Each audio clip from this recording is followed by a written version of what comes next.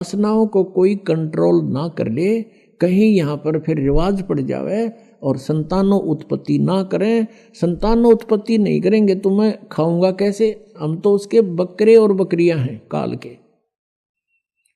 इसलिए उसका पूर्ण प्रयत्न रहता है, भरसक प्रयत्न रहता है कि कोई भी प्राणी वासना रहित ना हो जाए। अब उसने क्या किया, कामदेव को एक पुरुष रूप तैयार करके वहां भेज दिया। अपना आत्मा जैसे ऑल आउट होती है,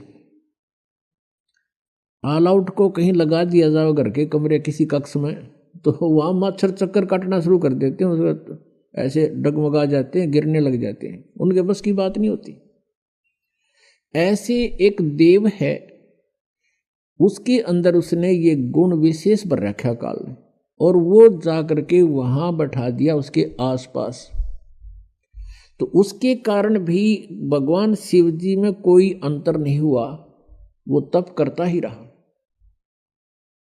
फिर उसने कामदेव ने, अब काल ने ब्रह्म ने सोचा ये और व्यक्ति नो सोच बैठेंगे ऋषि महर्षि, भगवान शिव ने तो कर दिया काम, ये तो वासना रहित हो गया और हम पीछे रह गए, कहीं वो विदा समाधि लाओ, इस तो पहला कर दूं काम।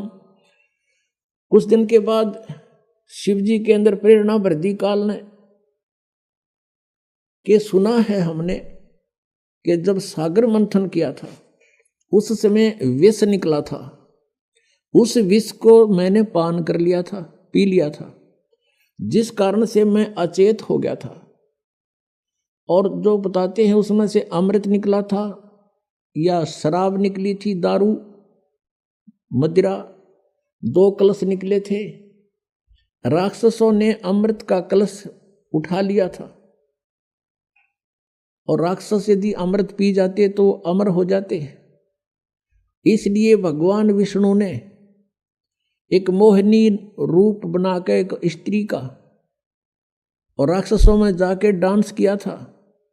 कहते हैं बहुत सुंदर थी वो मोहिनी रूप में, भगवान बड़े सुंदर लग रहे थे और राक्षस मोहित हो गए थे।